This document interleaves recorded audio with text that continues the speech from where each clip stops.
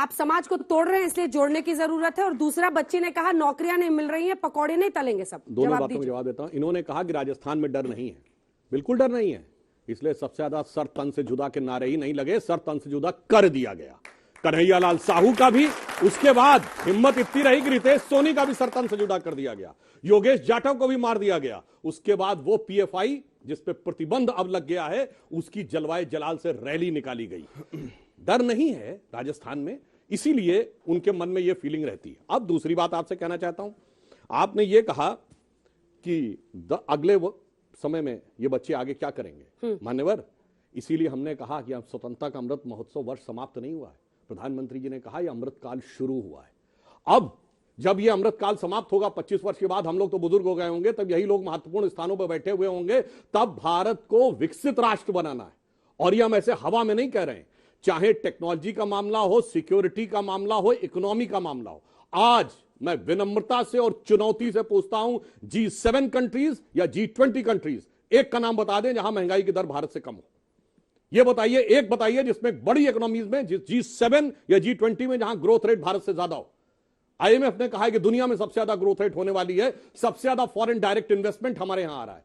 अगर हम देखें तो हम चाहे युद्धवाहक पोत का निर्माण करना हो, चाहे एयरबस की फैक्ट्री पहली बार भारत में लग रही है, एप्पल के फोन यहां सबसे ज्यादा बन रहे हैं, स्मार्टफोन 20,000 करोड़ के हमने एक्सपोर्ट किए।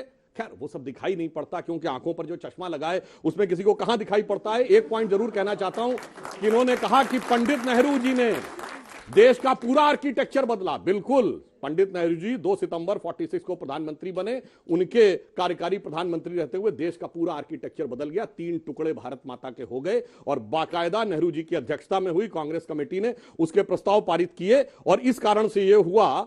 और मोनोपोली की एक बात कहना चाहता हूं, युवा पीढ़ी को नहीं याद होगा तो मैं याद दिलाना चाहता हूं मोनोपोली क्या होती है। अपने माता पिता से पूछिएगा, बचपन में सबसे बढ़िया कपड़ा माना जाता था बॉम्बे डाइंग का, फिर कपड़ा आया विमल का।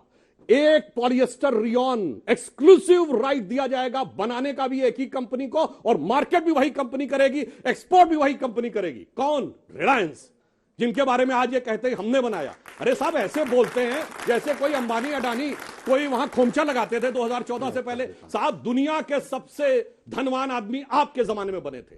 सुनिए, अडानी को पहला प्रोजेक्ट मिला 1989, 1993, और इतना ही नहीं, एफसीआई का प्रोजेक्ट मिला 2006-7 में। अडानी की सबसे ज्यादा ग्रोथ हुई, अगर डबल हुई है उनकी कैपेसिटी 2011 में, जाके देख लें। केवल हकीकत ये मोनोपोली क्या कहते हैं। अरे एक जमाने में मोनोपोली तो ये थी कि मीडिया पे 100% मोनोपोली थी।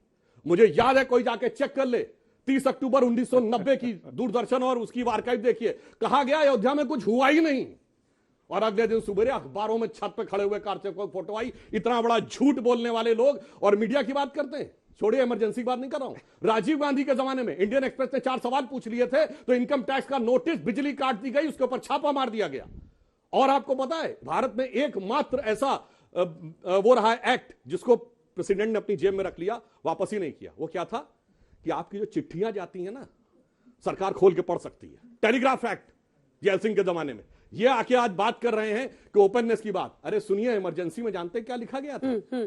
सबसे बड़े शायर हुए गालिब ज़ौक़ मीर, तो उसके लिए लिखा गया था, अब तो गालिब ज़ौक़ साहिर मीर सरकारी, शायरी की हो गई तासीर सरकारी।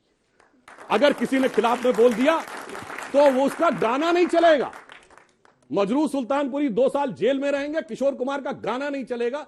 इसलिए मैं कहता हूं, जनाब राहुल गांधी जी से कह दीजिए, आप नॉर्मल आदमी नहीं हैं, आप वली अहद सल्तनत हैं, जिनके खानदान की एक बड़ी लंबी चौड़ी लिगेसी है। उसको याद करके बोलिए तो उसके बाद ज्यादा अच्छा रहेगा।